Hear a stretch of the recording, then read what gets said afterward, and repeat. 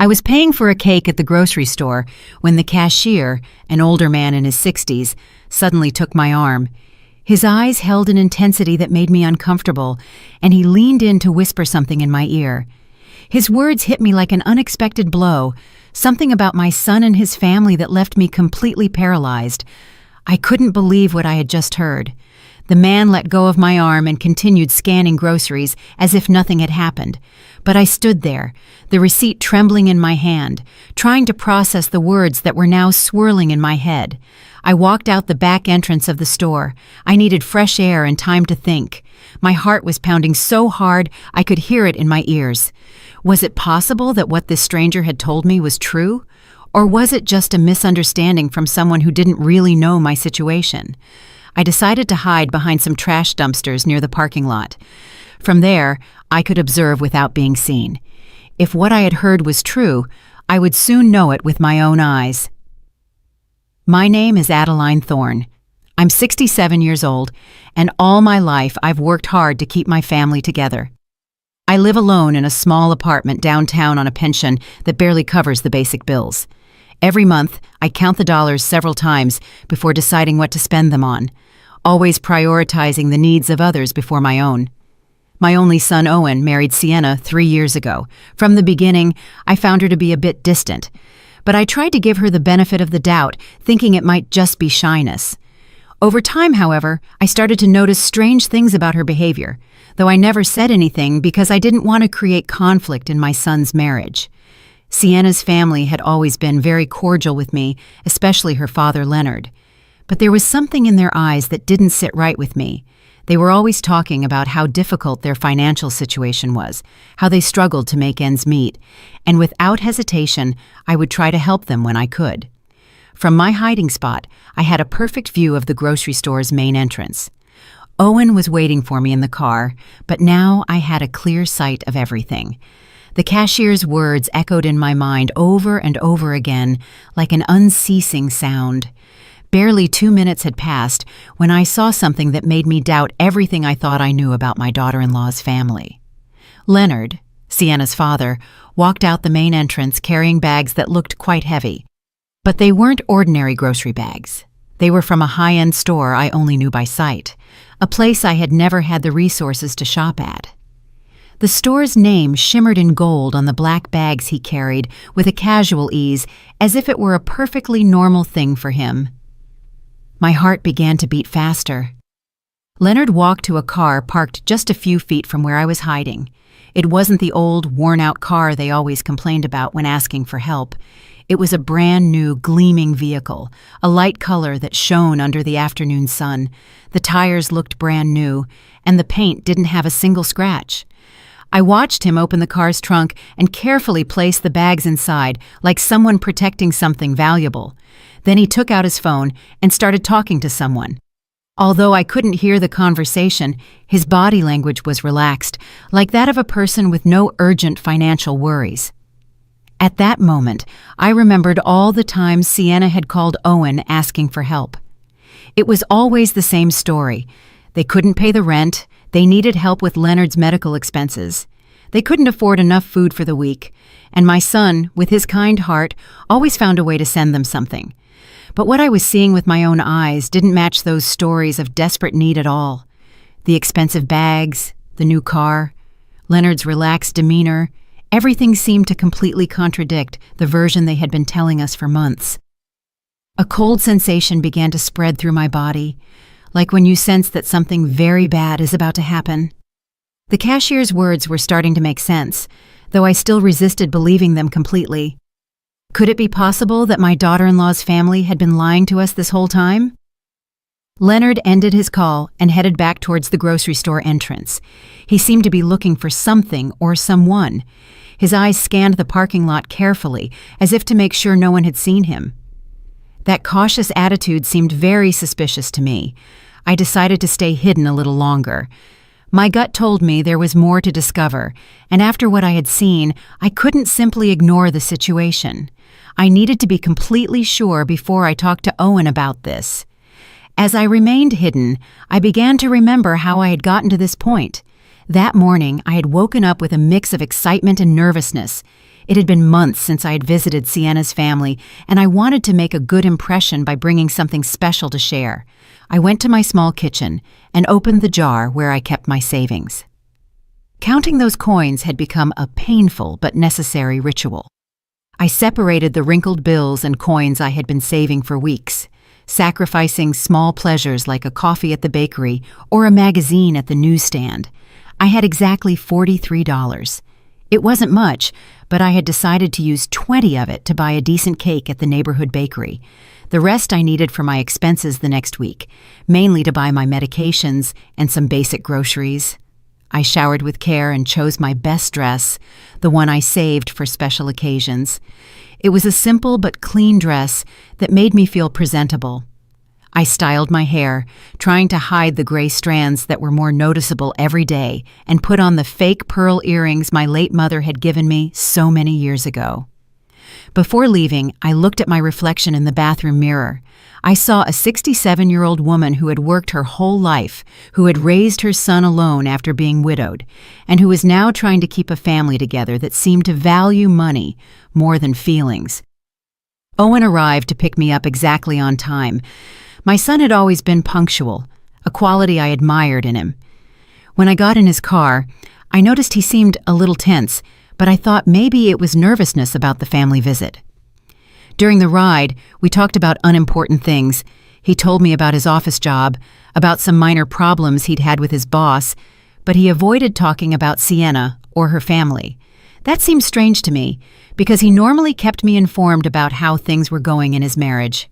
When we arrived at the area where Sienna's family lived, I asked him to stop at the grocery store. I wanted to buy a fresh cake to go with lunch. Owen offered to go in with me, but I told him I preferred to go alone, that I wouldn't be long. The bakery inside the grocery store had several cakes available. I chose a simple vanilla cake, nothing extravagant but presentable. It cost exactly $18, two less than I had budgeted, which made me happy because it meant I could buy a small greeting card. It was also in the checkout line that everything happened. The cashier, a man who seemed to be my age, served me normally until he saw the name on the credit card I tried to use first. The card was rejected, as I expected, because I knew I didn't have sufficient funds. Then I took out the cash. It was at that moment that the man looked at me more closely, whispered my name, Adeline Thorne, and asked me if I was Owen's mother. When I confirmed that I was, his expression changed completely. He looked worried, almost scared. What he told me after grabbing my arm was something I will never be able to forget, though at that moment I refused to believe it. His words were direct and painful. He told me that my daughter-in-law's family came to that grocery store regularly, spending hundreds of dollars on imported products and premium meats, while at the same time he knew they were constantly asking my son for money. He explained that he knew the situation because Leonard had mentioned several times, with a certain pride, how my son helped them financially every month. The cashier told me he had seen Leonard buy bottles of wine that cost more than I spent on food for a whole week. He also told me that Sienna frequently bought expensive beauty products and designer clothes there, always paying in cash. He told me it seemed unfair that a family who gave themselves those luxuries was taking advantage of the generosity of a hard-working son and his elderly mother. The man explained that he had decided to talk to me because he had seen me carefully counting my coins to pay for a simple cake, while they spent without a care on luxury items. He told me that his own mother had gone through a similar situation and that he regretted not having acted in time. After hearing this, I left the grocery store completely confused. My mind refused to fully process what I had heard. For years, I had trusted the word of Sienna and her family. I had watched my son worry about them, work extra hours to send them money, and I myself had contributed with the little I had on several occasions. But the cashier's words had planted a seed of doubt that was growing rapidly in my heart. That's why I decided to hide and observe. I needed to see with my own eyes if what I had been told was true, because the consequences of that information were too serious to act on based on rumors alone. From my hiding spot behind the dumpsters, I could see everything happening in the parking lot perfectly. The smell of garbage wasn't pleasant, but it was a small price I was willing to pay to discover the truth about the people I had trusted for so long. When I saw Leonard come out of the grocery store with those expensive bags, my heart tightened in my chest. The bags were from a store I knew only by its reputation for high prices. A single purchase there could cost me a whole month's grocery budget. Leonard walked with the confidence of someone who has no financial worries. His clothes were new, his shoes shined, and his watch looked expensive even from where I was. Nothing about his appearance suggested the desperate poverty they always talked about. The car he put the groceries in was definitely new. The paint gleamed under the sun, and the tires looked freshly bought. I mentally calculated that a vehicle like that could cost more money than I had seen put together in my whole life. How was it possible that someone who had a car like that would need constant financial help? As I watched him talk on the phone, I noticed that his conversation was relaxed, even cheerful. It didn't seem to be the call of someone worried about financial problems. His body language was that of a satisfied person, comfortable with his situation. At that moment, all the small inconsistencies I had noticed over the past few months began to make sense. The times Sienna had casually mentioned expensive restaurants where she had eaten, justifying it as invitations from friends.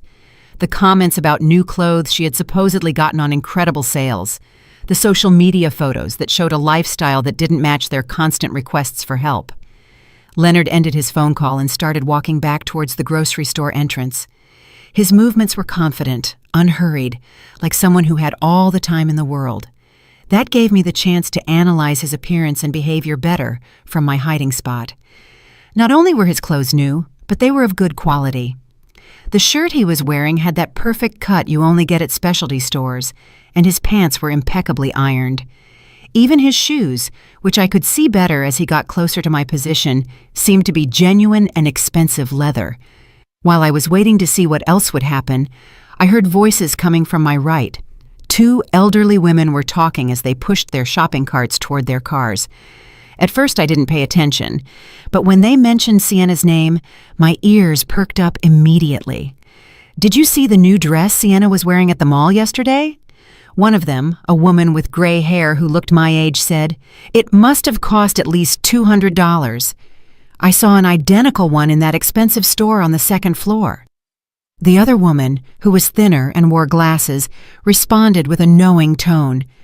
"And that's not all, Hermione. I also saw her buying beauty products at that French store. My granddaughter works there and told me that Sienna is a frequent customer. She spends as if money were raining from the sky." My heart started beating faster. These women were talking about the same Sienna who constantly told my son they didn't have money for basic expenses, the same one who had called last week asking for help to buy medicine for her father. Hermione continued, "What strikes me most is how she's always buying new things, but then goes around the neighborhood saying they're going through very difficult financial times. My friend Leonard works at the bank and told me the deposits they receive don't match the story of poverty they're telling at all." "Oh, Hermione, but that's gossip," the other woman replied, though in a tone that suggested she had her own doubts.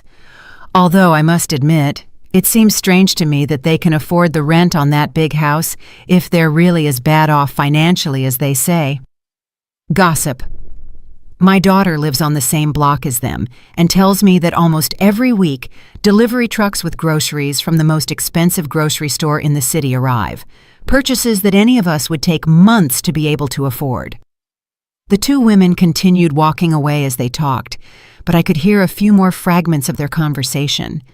They mentioned something about parties Sienna's family had recently organized. Parties with abundant, high-quality food, imported wines, and expensive decorations. Every word I heard was like a stab in my heart.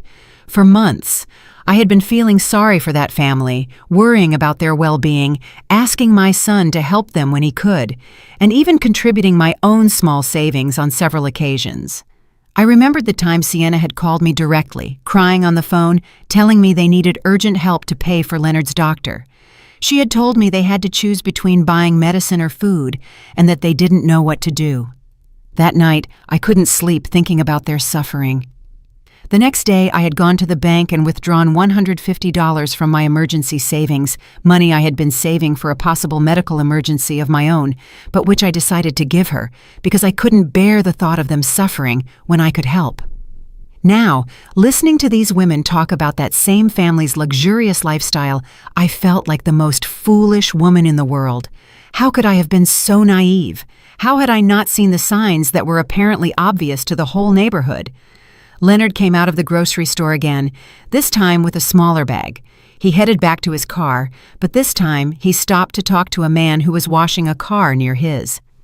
I couldn't hear the conversation, but they both seemed relaxed and friendly. The man Leonard was talking to wore work clothes, but you could tell he respected Leonard. His body language suggested that Leonard was someone of a certain status in the neighborhood, someone who commanded respect, possibly because of his financial situation. After a few minutes, I saw Leonard hand the man something. From my distance, it looked like money, several bills that he handed over without apparent effort. If they were truly going through financial difficulties, as they said, how could he afford to give money to strangers so easily? At that moment, my phone vibrated. It was a text message from Owen asking me what had happened, why I was taking so long at the grocery store. I had completely forgotten about him, still waiting for me in the car, probably worried about my delay. I quickly replied that I was on my way out, that I had been in a very long line. A lie. Lying to my own son hurt, but I needed more time to process everything I had seen and heard. I couldn't get back to his car and tell him my suspicions immediately without more evidence. As I was writing the message, Leonard said goodbye to the man and got into his car. The engine started with a smooth, powerful sound, confirming that it was a good quality and probably recent vehicle. I watched him leave the parking lot with a tranquility that completely contrasted with the image of financial desperation his family had been projecting. I decided to leave my hiding place and walk toward where Owen was. I needed to act normally, at least for now, but my mind was already working, trying to recall all the strange details I had overlooked in recent months, all the small signs that now took on a completely different meaning. When I got to the car, Owen looked at me with concern. "Mom, are you okay? You look pale," he said as I settled into the passenger seat. "Did it take them a long time to check you out?" "Just the line, son," I replied, trying to keep my voice steady. "You know how grocery stores are on weekends." But inside, my heart was beating so hard I was afraid he could hear it. Owen started the car, and we began heading to Sienna's family's house. During the ride, I tried to keep up a normal conversation, but my mind was still processing everything I had seen and heard at the grocery store. Every traffic light, every corner we passed, brought me closer to a meeting I now saw in a completely different light. "How's Leonard's job been lately?" I asked my son, trying to sound casual. "Last time I spoke to Sienna, she said things were very difficult for him." Owen sighed as he drove. "Yeah, Mom. Sienna told me her dad had to reduce his work hours because the company he works for is having problems. That's why we've been helping them a little more these past few months." That information didn't match at all the relaxed and prosperous attitude I had observed in Leonard just a few minutes earlier. A man who was truly worried about reduced work hours wouldn't be spending money at expensive stores or handing bills to strangers in a parking lot. "And how do you feel about that, son?" I asked, watching his expression in the rearview mirror. "I know you've been working a lot of extra hours lately." "Well, Mom, they're my family now," Owen replied in a tone that mixed tiredness with resignation. "Sienna is my wife, and when you get married, you also marry into the family. If they need help, it's my duty as a son-in-law to help them." His words broke my heart. My son, the kind and hard-working man I had raised, was sacrificing his own well-being for people who, from what I had discovered, were taking advantage of his generosity. How much longer could this situation continue without seriously affecting his own financial stability? We arrived at the neighborhood where Sienna's family lived. It was a pleasant residential area with well-maintained houses and manicured lawns. It wasn't the most luxurious neighborhood in the city, but it was definitely not a place where people living in extreme financial difficulties would reside. As Owen looked for a place to park, I was able to get a better look at Sienna's family's house.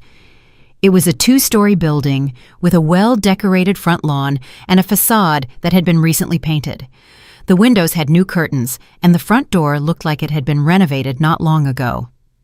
"The house looks very well kept," I commented, trying to get more information. "Didn't you tell me they were having trouble paying for some repairs?" "Oh yeah," Owen replied as he parked. "Leonard managed to get some extra work on weekends to make the most urgent repairs. He's been working a lot to keep the house in good condition." Another story that didn't add up. If Leonard were really working extra shifts to survive, how would he have time to go grocery shopping at an expensive store during work hours? And more importantly, how would he have money to spend on luxury goods if everything he earned was supposedly going to house repairs? We got out of the car and walked to the front door. Owen was carrying some things he had brought, while I carried my cake and a mix of nervousness and curiosity that grew with every step. Before we could ring the doorbell, the door opened, and Sienna appeared with a radiant smile. My first impression was one of total shock. Her appearance was completely transformed from the last time I had seen her just a month ago. She was wearing a dress that was definitely not cheap. The fabric looked to be of excellent quality, the cut was perfect, and the vibrant colors gave her an elegant and sophisticated look.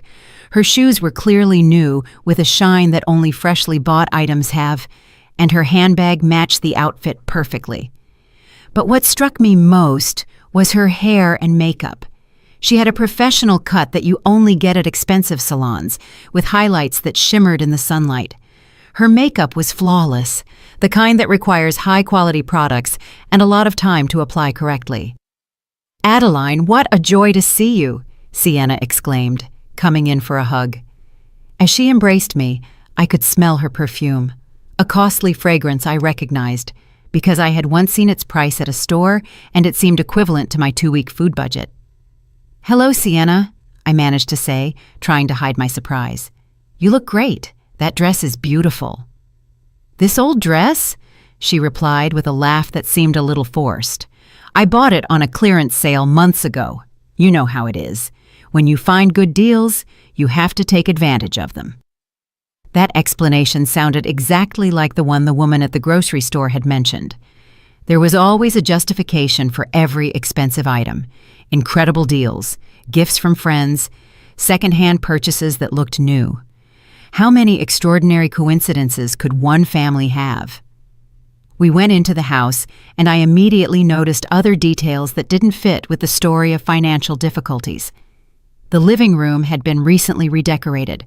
The furniture wasn't the same as I remembered from my last visit. There was a new leather sofa that looked expensive, a glass coffee table that gleamed impeccably, and several decorative objects that were definitely not cheap. On the wall was a large flat-screen TV that hadn't been there before. It was a recent model, one of those that cost several $1,000s. How could a family in a financial crisis explain the purchase of a luxury television? "Dad, look who came to visit," Sienna called towards the inside of the house. Leonard appeared from what seemed to be the kitchen, wiping his hands with a towel. When he saw me, his expression changed slightly.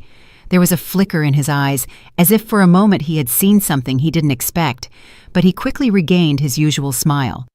"Adeline, so good to see you," he said, approaching to greet me. "We hope you're hungry because Sienna has prepared a delicious meal." It was the same Leonard I had seen at the grocery store just an hour before, but now he was acting as if he hadn't left the house all day. His clothes were the same, but he had put an apron over his shirt as if he had been cooking. "I brought a cake to go with it," I said, handing him the box. "I hope you like it." "What a lovely gesture," Sienna exclaimed. "But it wasn't necessary, Adeline. You know you're always welcome here without having to bring a thing." As she spoke, I could see over her shoulder into the kitchen. The counters were full of ingredients and utensils that suggested an elaborate culinary preparation. I could make out expensive-looking cuts of meat, fresh and exotic vegetables, and bottles of imported seasonings. The amount of food they were preparing could easily feed a family for several days, and the quality of the ingredients was noticeably superior to what I could afford to buy for my own meals.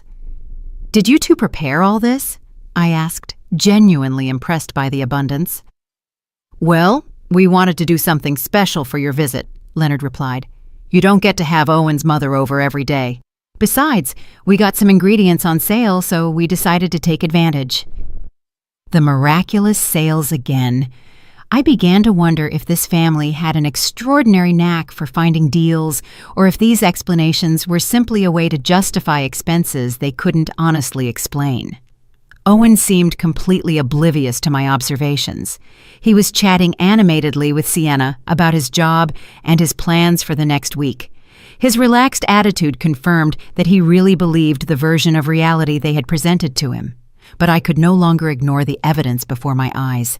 Every detail of that house, every aspect of Sienna's and Leonard's appearance, every convenient explanation, everything pointed to the same unsettling conclusion. This family was not going through the financial difficulties they claimed to be facing. During lunch, I tried to maintain a normal conversation while discreetly observing every detail that could confirm or disprove my suspicions.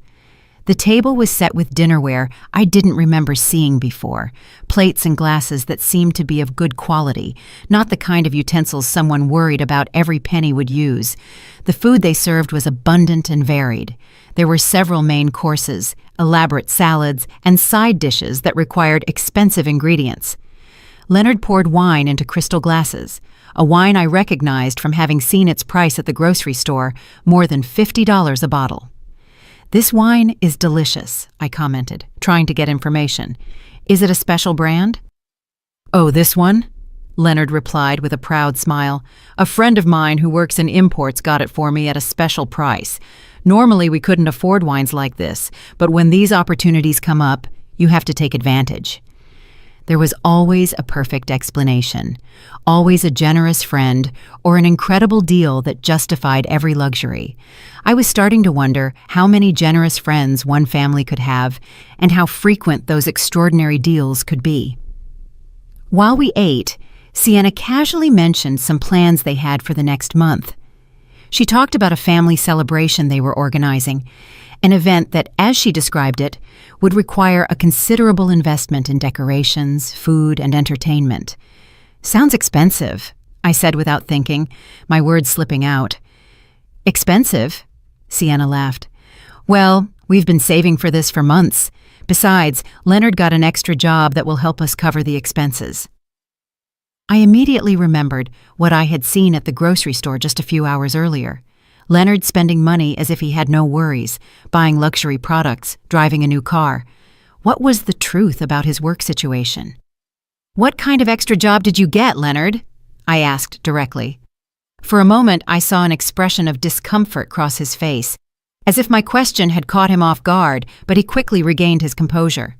"Weekend consulting," he replied vaguely. "Nothing too exciting, but it helps supplement the family income." His answer was so general it could mean anything or nothing at all. A man who was truly doing weekend consulting would probably talk with more specificity about his work, especially when the question came from his son-in-law's mother.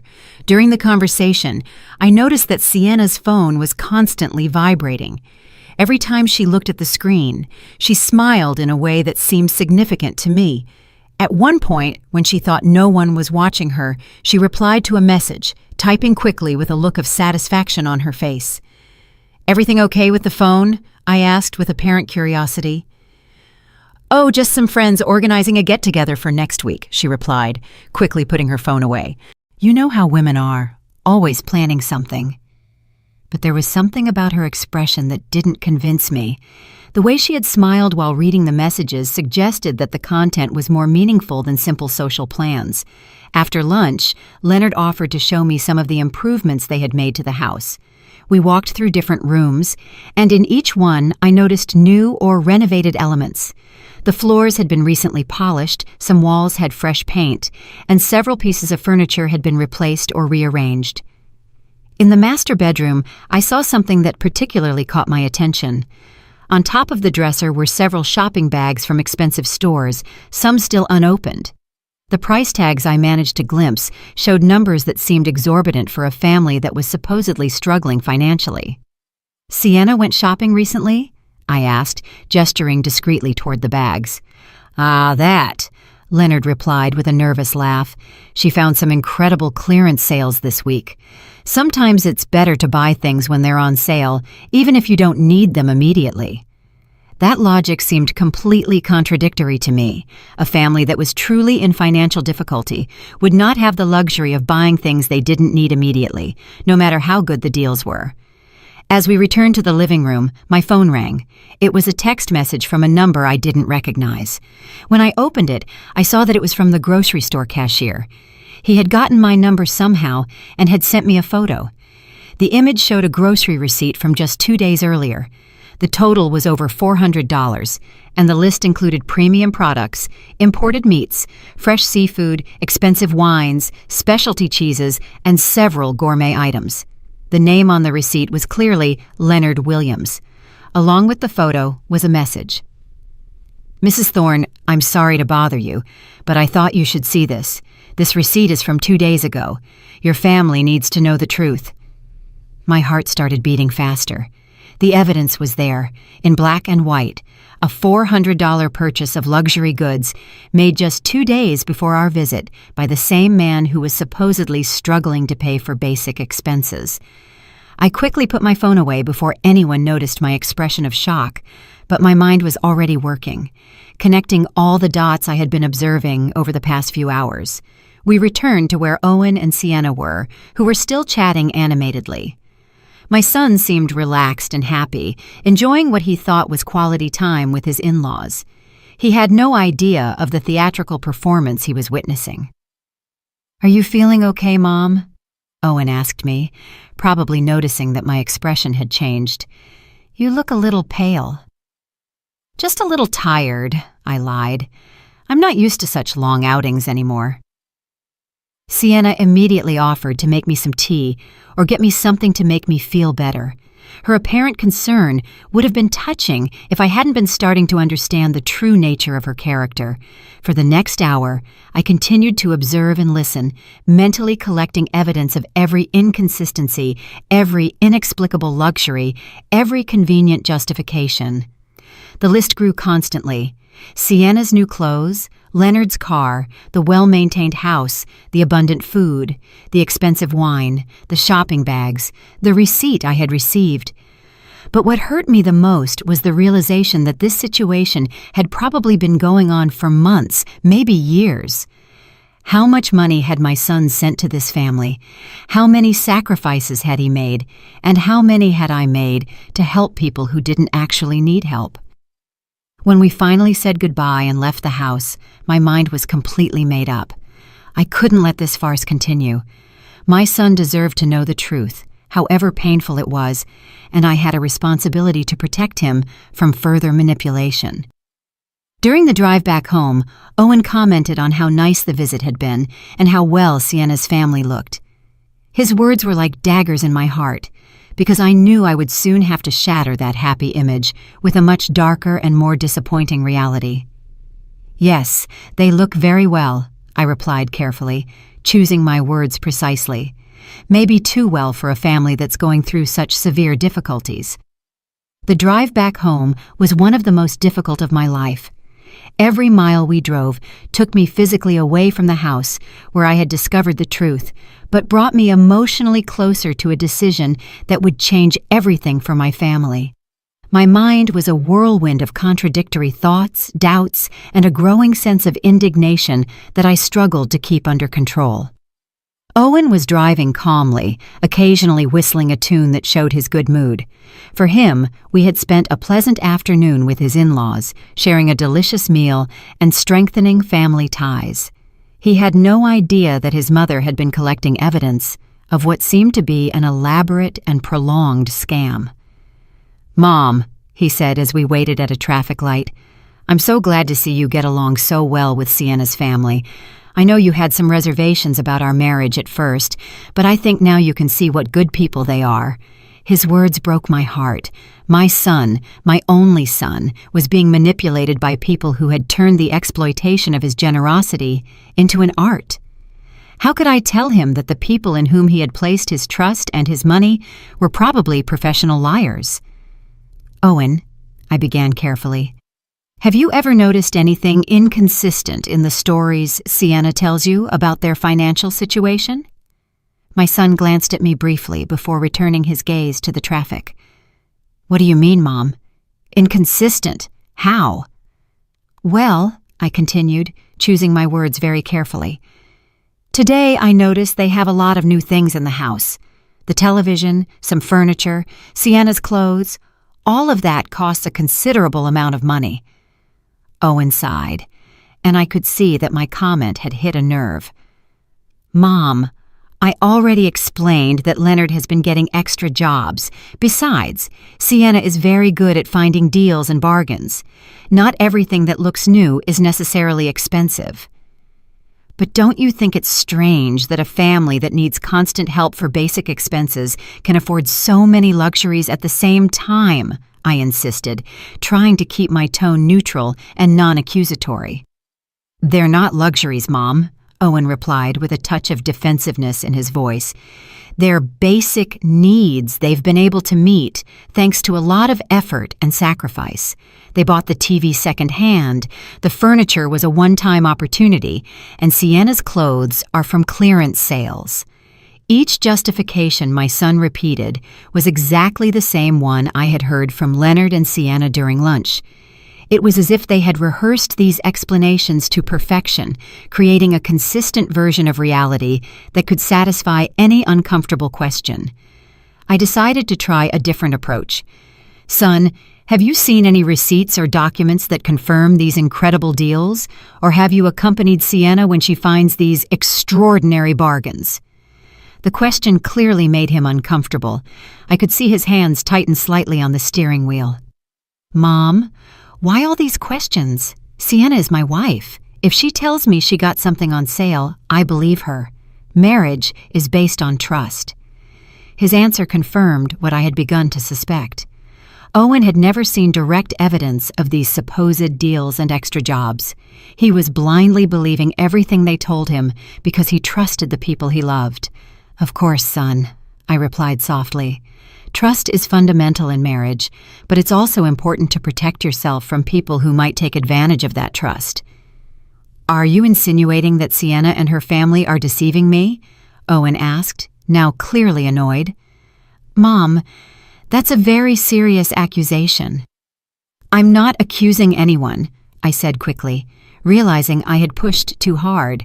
I'm just expressing some concerns I have as a mother who loves you and wants to see you happy and prosperous. The rest of the trip passed in tense silence. Owen was clearly processing my conversation, but I could see from his expression that my words had created more resistance than reflection. It was evident that any criticism toward Sienna and her family would be received as a personal attack. When we arrived at my apartment, Owen helped me out of the car, but his goodbye hug was colder than usual. Mom, he said before leaving, I hope you can give Sienna's family a chance. They're good people who are doing the best they can in difficult circumstances. I'll keep that in mind, son, I replied, knowing he would interpret my response as a promise to be more understanding, when in reality, it was the opposite. That night, alone in my small apartment, I sat in my favorite armchair with a cup of tea and tried to organize all the thoughts that had been bombarding my mind for the past few hours. I had abundant circumstantial evidence, testimonies from neighbors, personal observations, and even a photo of the $400 grocery receipt. But I also had a son who was completely convinced that his wife and her family were victims of difficult circumstances who deserved his help and compassion. Any direct attempt to confront this belief had resulted in resistance and defensiveness. I took out my phone and looked at the photo of the receipt the grocery store cashier had sent me again. The numbers were indisputable. Over $400 in luxury goods purchased just 2 days before our visit. That amount represented more than I spent on food for an entire month. As I looked at that evidence, I remembered all the times Owen had come home stressed after working extra hours to send money to Sienna's family. I remembered the occasions when I myself had contributed with my few savings, feeling sorry for their supposed desperate situation. The indignation I had been holding back all day finally began to emerge with force. It wasn't just the money that bothered me, though that was significant. It was the emotional manipulation, the systematic exploitation of my son's good feelings, and the calculated way they had built a web of lies to sustain their lifestyle at our family's expense. It also pained me deeply to realize that they had probably been laughing at us behind our backs. Every time we sent money, every time we worried about their well-being, every time we made sacrifices to help them, they probably saw it as evidence of our naivety and ease of being manipulated. But what tortured me most was the question of what to do with this information. I had the evidence, I had the observations, I had the documented inconsistencies, but I also had a son who would refuse to believe anything negative about his wife without absolutely irrefutable proof. If I acted too quickly or too confrontational, I ran the risk of alienating Owen and pushing him more towards Sienna. But if I didn't act soon, the manipulation would continue, possibly getting worse over time, and my son would continue to be exploited financially and emotionally. I decided I needed more evidence that was so clear and indisputable that even Owen couldn't deny or rationalize it. I couldn't rely only on observations and suspicions. I needed concrete proof that would reveal the true nature of the people who had deceived my family. That night, before I fell asleep, I made a decision that would change the course of the events that followed. I would not directly confront Owen until I had absolutely solid evidence. Instead, I would begin my own discreet investigation, collecting proof that was impossible to deny or explain with convenient stories about miraculous deals and mysterious extra jobs. The following days were the most difficult I had experienced in years. Every interaction with Owen had become an exercise in self-control, trying to maintain normalcy while my mind constantly worked on how to address the situation I had uncovered. The evidence I had collected weighed on my conscience like a burden I couldn't share. During that week, I received 3 more messages from the grocery store cashier. Each one contained additional information that confirmed and expanded my initial suspicions. He sent me photos of other receipts for purchases made by Leonard and Sienna in recent weeks, all showing excessive spending on unnecessary and expensive products. One of the photos showed a receipt for over $600, which included 2 bottles of French champagne costing more than $100 each, imported seafood, and several gourmet cheeses. The date on the receipt was the same day Sienna had called Owen asking for urgent help to pay the rent. I also received information from Hermione, one of the women I had heard talking at the grocery store. She had gotten my phone number through a mutual friend and contacted me because she had decided I needed to know more details about the situation. Hermione told me that Sienna's family had been organizing regular parties at their house, events with professional catering and expensive decorations. She described a birthday party for Leonard that had cost, according to the guests' comments, several $1,000s in food, drinks, and entertainment. "Adeline," she told me during a phone call, "my daughter lives on the same block and tells me that delivery trucks with expensive purchases, clothes, appliances, furniture, are constantly arriving. It's not normal for a family that is supposedly in a financial crisis." Each new piece of information made it harder to maintain my silence, but I knew I needed the right moment and circumstances to present all of this to Owen in a way that couldn't be easily dismissed or rationalized. The moment came on a Wednesday night when Owen came to visit me after work. He looked especially tired and stressed. When I asked him what was wrong, he told me that Sienna had asked him for additional money for a medical emergency for Leonard. "He needs a minor surgery," Owen explained, rubbing his temples with clear signs of tension. "The insurance doesn't cover everything, and they need $200 by Friday. I've been working double shifts all week to be able to get the money together." That was the last straw. $200 for a supposed medical emergency requested by the same family that had spent $600 on champagne and seafood just a few days earlier. I couldn't let my son sacrifice himself anymore for these elaborate lies. "Owen," I said, taking his hands in mine. I need to show you something. But before I do, I want you to know that I'm doing this because I love you and because I can't stand to see you being hurt. I took out my phone and showed him the first photo of the $400 receipt. His eyes widened when he saw the date and the total, but before he could speak, I showed him the other photos I had received during the week. "Mom, where did you get this?" Owen asked, looking at the images with an expression that mixed confusion and denial. "And how do you know these receipts are real?" I explained my encounter with the grocery store cashier, the conversations I had overheard from the neighbors, and all the observations I had made during our visit. I spoke slowly and carefully, presenting each piece of evidence logically and chronologically. "But there has to be an explanation," Owen insisted, although his voice no longer sounded as convinced as before. "Maybe Leonard had a good month at work, or maybe they received money from another source." "Son," I replied gently, "these luxury purchases were made on the same days that Sienna called you asking for help with basic expenses. Doesn't that seem like too much of a coincidence?" I could see the realization starting to sink into his mind. His eyes moved between the photos on my phone and my face, looking for some way to reconcile what he was seeing with what he had believed for so long. "Besides," I continued, showing him the information I had gotten about the expensive parties, "the neighbors have seen how this family really lives. It's not the story of desperate poverty they've been telling you." Owen got up from his chair and started pacing my small living room. I could see his mind working, recalling past conversations, broken promises, and small inconsistencies that he had probably ignored or rationalized before. "But why would they do this?" he finally asked in a voice that sounded completely defeated. "Why would Sienna lie to me about something so important?" "Because it worked," I replied honestly. "Because you've been sending them money regularly without asking questions, trusting their word.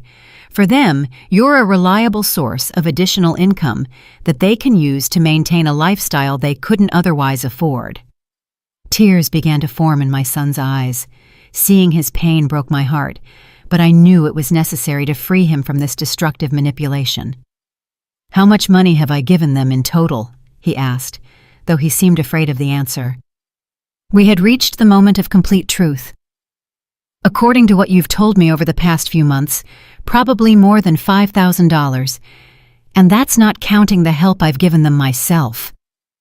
The number hit him like a physical punch. $5,000 represented months of extra work, personal sacrifices, and lost opportunities for his own future, all given to people who had been systematically deceiving him. "I need to talk to Sienna," he said finally, with a determination I hadn't heard in his voice in a long time. "I need to confront her with this information and hear her explanation." "Are you sure you're ready for that conversation?" I asked him. "Once you put this information on the table, there will be no turning back. Your relationship will change forever, no matter what her answer is." Owen was silent for several minutes, looking at the photos on my phone over and over again. I could see him processing not only the financial evidence, but also the emotional implications of having been deceived by the person he loved. "Mom," he said finally, "thank you for showing me this. I know it must have been difficult for you to decide whether to tell me or not, but you were right. I needed to know the truth." I hugged him tightly, feeling both relief and worry about what would come next. The truth had finally come to light. But now came the most difficult part, facing the consequences of years of lies and manipulation. "What are you going to do now?" I asked. "I'm going home tonight, and I'm going to have a very serious conversation with my wife," Owen replied with a firmness he hadn't shown in months. "And depending on what she says, I'm going to make some important decisions about our future." Owen left my apartment that night with a determination I hadn't seen in him for months. I stayed awake very late, unable to sleep, wondering how the confrontation between my son and his wife would unfold. I knew the next few hours would be crucial for the future of our family. At 2 a.m, my phone rang. It was Owen, and his voice sounded completely different when I answered. There was a mix of pain, anger, and something that sounded like relief. "Mom," he said without preamble, You were right about everything. Completely.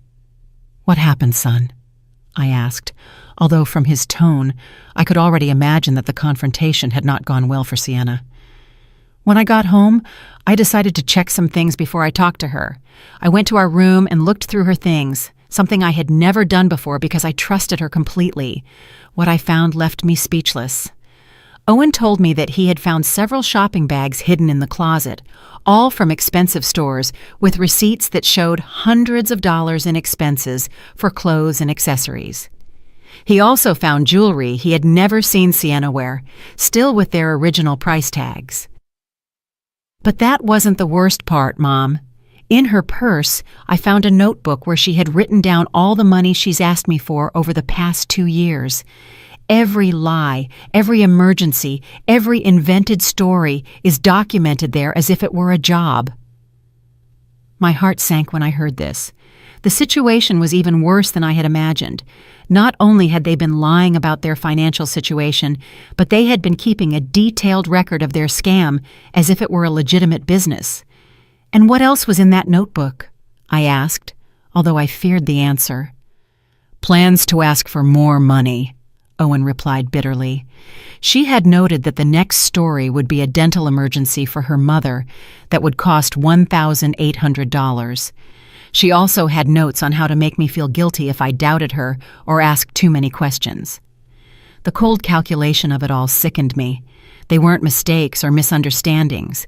It had been a systematic manipulation designed specifically to exploit my son's good feelings. And when did you confront her with all this? I asked.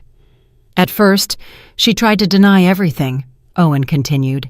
She said the purchases were gifts from friends, that the notebook was just to keep track of household expenses, that I was misinterpreting everything. But when I showed her the photos you had of the grocery store receipts, her strategy changed completely. How did it change?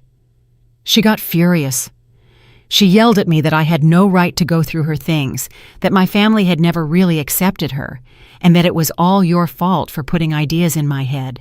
She said you had always been a meddling mother-in-law who wanted to destroy our marriage.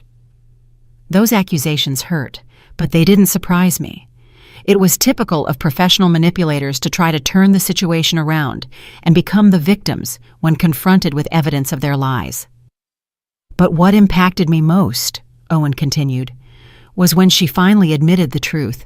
She told me that her family had never been in a financial crisis, that Leonard has a stable job that pays well, and that it had all been a strategy to take advantage of my generosity. She used that word specifically, take advantage? Exactly that word. Mom, she said I was easy to convince and that my family had money that we could afford to share, as if we were responsible for maintaining their luxurious lifestyle. The conversation continued for over an hour. Owen told me every detail of the confrontation, every lie that had been revealed, every manipulation that had finally been exposed. The picture that emerged was of a family that had turned deception into a way of life. I also called Leonard during the argument, Owen told me. I wanted to hear his version of events. At first, he tried to stick to the original story, but when I told him I already knew the truth, he also admitted everything. And what did Leonard say? He said that they had decided from the beginning that I was a good match for Sienna because I had a stable job and a family that could help them financially. He told me it was never personal, that it was just business, as if that made everything okay. The coldness of that admission left me speechless. Not only had they deceived my son, but they had seen him from the beginning as a source of income, not as a human being with his own feelings and needs. And what did Sienna say when her father admitted everything? I asked. That was the most revealing part of the whole night, Owen replied with a bitter laugh. She got mad at him for ruining the plan. She wasn't angry because the lies had hurt our marriage, but because her father had confessed and ruined her ability to continue deceiving me. For the next hour, Owen told me how he had discovered more details about the extent of the lies. The supposed medical emergencies had never existed. Leonard's work problems were completely fabricated. Even the incredible deals that explained all their luxuries had a simpler explanation. They simply bought what they wanted with the money my son sent them regularly. What hurts me the most, Mom, he told me toward the end of our conversation, isn't just the money I lost. It's realizing that for 2 years of marriage, I never really knew the woman I married. Everything was an act designed to keep me giving them money. "And what are you going to do now, son?" I asked him, although from his tone, I already suspected what his answer would be. "I've already told Sienna that our marriage is over tonight. There's no way to rebuild trust after such a systematic and calculated betrayal. Tomorrow, I'm going to start the divorce proceedings." Although I knew it was the right decision, my heart ached for my son. No one deserves to discover that the person they love has been so elaborately deceiving them for so long. I also made it very clear that they won't get another cent from our family, Owen continued. "And I told her that if they try to contact you asking for help, you should tell them exactly what I think of their methods." "Of course, son," I assured him. "That family will never again receive help from us." "Mom," Owen said before hanging up, "thank you for having the courage to show me the truth. I know it must have been difficult for you to decide whether to tell me or not, especially knowing it would probably destroy my marriage. But you saved me from years more of being used and manipulated." After hanging up the phone, I sat in the darkness of my apartment, processing everything that had happened. The truth had finally come to light, but it had come at a very high cost for my son. His marriage had ended, his trust had been betrayed, and he would have to rebuild his life from scratch. But I also knew that in the long run, the truth would have freed him from a situation that would only have gotten worse over time. Sienna and her family would never have stopped asking for money. They would never have voluntarily confessed their lies, and they probably would have escalated their manipulations until they had completely drained my son's resources. The months that followed that revealing night were a process of healing and rebuilding for our entire family. Owen temporarily moved into a small apartment near his job while he processed the divorce and reorganized his life. I accompanied him every step of the way, offering him the emotional support he needed to overcome the betrayal he had experienced. The divorce process revealed even more details about the magnitude of the deception. Owen's lawyers discovered that Sienna had been hiding significant assets throughout their marriage. She had a secret bank account where she deposited some of the money she received from my son and had been buying valuable items that she then hid to maintain the appearance of financial need. "Mom," Owen told me during one of our weekly meals, "the lawyer calculated that over our 2 years of marriage, I sent them more than $15,000. $15,000 that I could have used to buy a house, to invest in my future, or to help you when you needed it." The number deeply impacted me. It represented years of my son's honest work, sacrificed for people who had seen him only as a source of easy income. But what made me most proud was seeing how Owen had matured through this painful experience. During the legal process, Sienna and her family tried to contact me on several occasions. Leonard called me trying to convince me to intercede with Owen, promising that they would return all the money and never ask for help again. His pleas sounded desperate, but I had already learned to recognize their manipulations. "Leonard," I told him during the last call I accepted, "you had 2 years to be honest with my son. You chose lies, manipulation, and deceit. Now you have to live with the consequences of those decisions." Sienna also attempted a final effort at manipulation by showing up at my apartment one afternoon unannounced. She was dressed in simple clothes and no makeup, trying to project an image of vulnerability and repentance. But I already knew her techniques too well. "Adeline," she said with tears that seemed rehearsed, "I know we made mistakes, but I really loved Owen. This all got out of control, but we never wanted to hurt him." "Sienna," I replied with a calm that surprised me. "Real love doesn't include systematic lies and calculated manipulation. What you did wasn't love. It was exploitation, disguised as love." She continued to try various approaches. First, the repentant victim, then the desperate wife. After that, the daughter-in-law who just wanted to mend the family relationship. But every strategy she tried only confirmed what I already knew about her true nature. "The money you took from my son isn't just money," I explained to her. "It represented his trust, his future, and his ability to believe in the people he loves. That can't be returned with apologies or promises. Finally, after more than an hour of failed manipulation attempts, Sienna showed her true colors. Her expression changed completely, and she told me coldly, "I always knew you were the problem in this marriage. Owen would have been happy if you hadn't meddled." "Maybe," I replied calmly. "But he would have been happy while being deceived and exploited. I prefer him to be temporarily unhappy but free than happy but used." After that confrontation, I never heard from Sienna or her family again. According to Hermione, they moved out of the neighborhood a few weeks later, probably to avoid the embarrassment of everyone knowing the truth about their methods. Owen's recovery process was gradual but constant. At first, he was angry with himself for having been so trusting. But with time and perspective, he began to understand that his generosity and trust were not weaknesses, but valuable qualities that had been exploited by unscrupulous people. "Mom," he told me during a dinner near his new apartment, "I've been thinking about everything that happened, and I realize I learned something important. Generosity must be accompanied by wisdom, and trust must be earned and maintained, not given blindly." With the money he no longer had to send to Sienna's family, Owen was able to start rebuilding his finances. He opened a savings account, began investing in his professional future, and for the first time in years, he could enjoy small luxuries without feeling guilty. He also helped me improve my own situation. He insisted on giving me money to buy some new appliances I needed, and began visiting me more frequently, bringing good quality food that we could share without worrying about the cost. "It's ironic," he reflected one day, as we shared a meal he had bought. "All this time I was worried about helping a family that didn't need help, while you, who really could have used more support, never asked for anything." That observation deeply moved me. During the years of Sienna's manipulation, I had watched my son exhaust himself trying to meet constant demands for money, while I remained silent about my own needs so as not to add more pressure to his life. 6 months after the divorce, Owen had found a new balance in his life. He had learned to be more cautious without becoming cynical, wiser without losing his ability to trust the people who truly deserved his trust. "Mom," he told me during one of our Sunday walks in the park, "I want to thank you again for having the courage to show me the truth.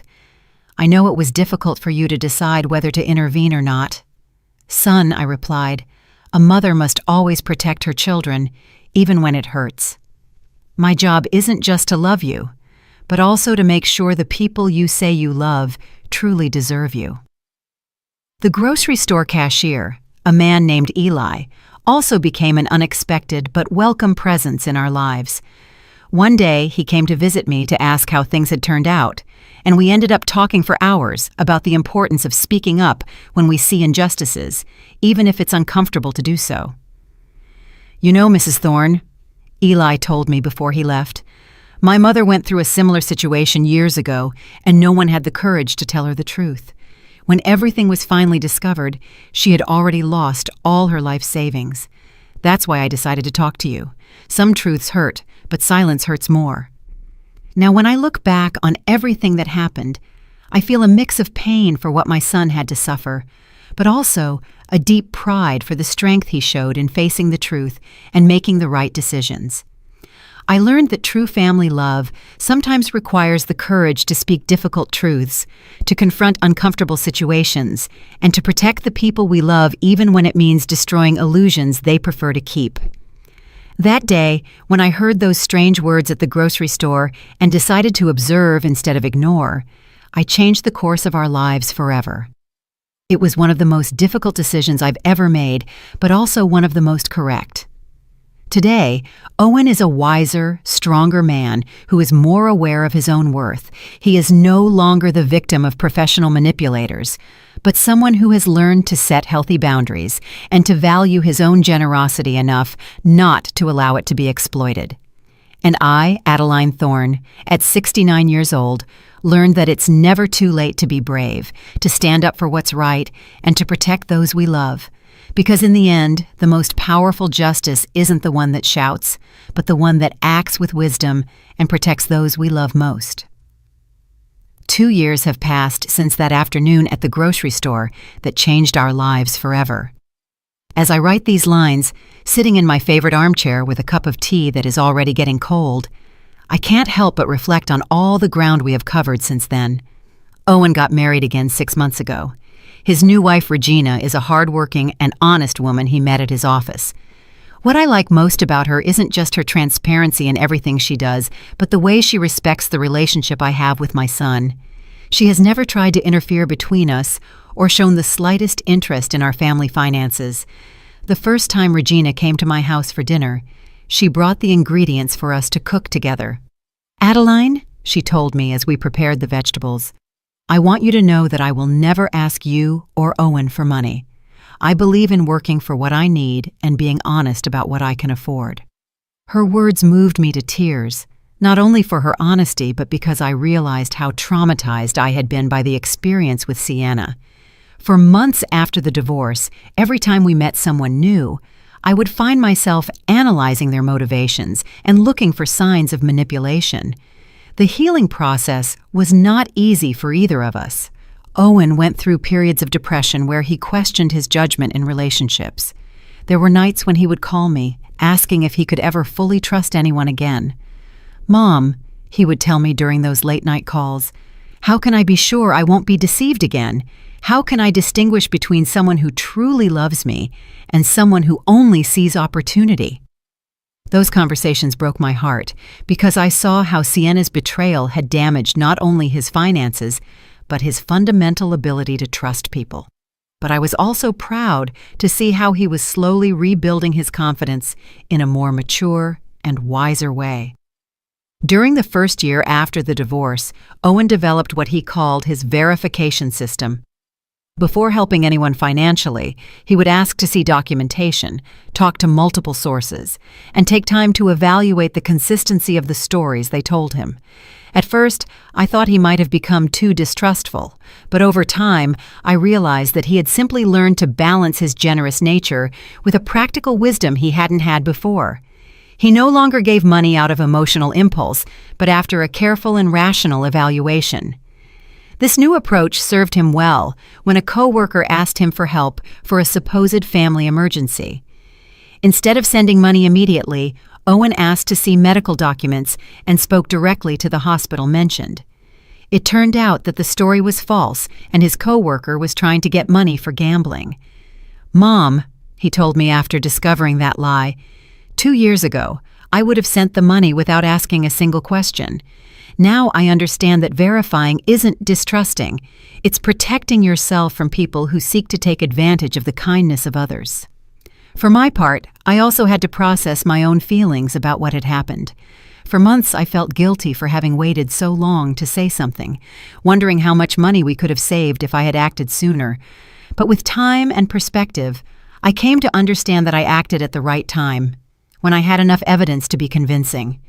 The grocery store cashier who initially alerted me to the situation became a dear friend to our family. He and his wife Marlene visit us regularly, and we have developed a friendship based on shared values of honesty and mutual support.